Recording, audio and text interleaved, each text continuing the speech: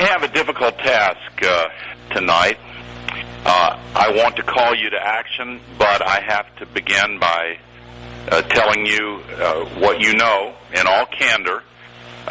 The United States government in its entirety, largely because of the opposition in the United States Senate to taking action on clean energy and a solution to the climate crisis, has failed us. America is capable of great things. We always have been, and we still are. We have a history of great leadership from our earliest days, and we've never shied away from even the most difficult challenges. That's who we are. It's what defines us as a nation. But we haven't always succeeded the first time we have confronted a mighty challenge. And in the last few months and weeks, the United States Senate has failed to meet the challenge of the climate crisis.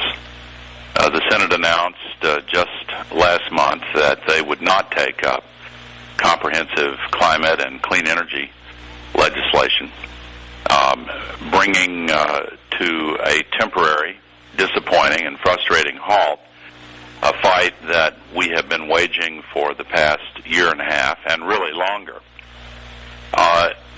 Comprehensive legislation is now likely not to be debated when the Senate returns from the August recess. There will be a few voices who say, oh, there's still a chance that it will be taken up, but we have to have a realistic view. They have failed. They have failed badly. And the possibility for a robust debate later this year is greatly diminished. And the possibility of a debate after the midterm elections and a lame duck congressional session is also a very slim possibility indeed. So I have to tell you in all candor and honesty that this battle has not been successful, and it's pretty much over for this year.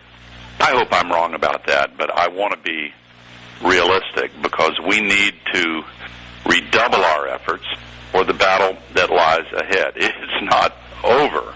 It may be over in this session of Congress, and who knows how these elections will turn out. But the battle is not over, and we simply have no choice but to win this battle. Even while we are so painfully and profoundly aware of the crisis in which we find ourselves, even as we recognize the common thread linking the climate crisis and the economic crisis and our national security challenges, the Senate has still failed us. The United States government as a whole has failed us. The House of Representatives did its job, in large part because of your efforts.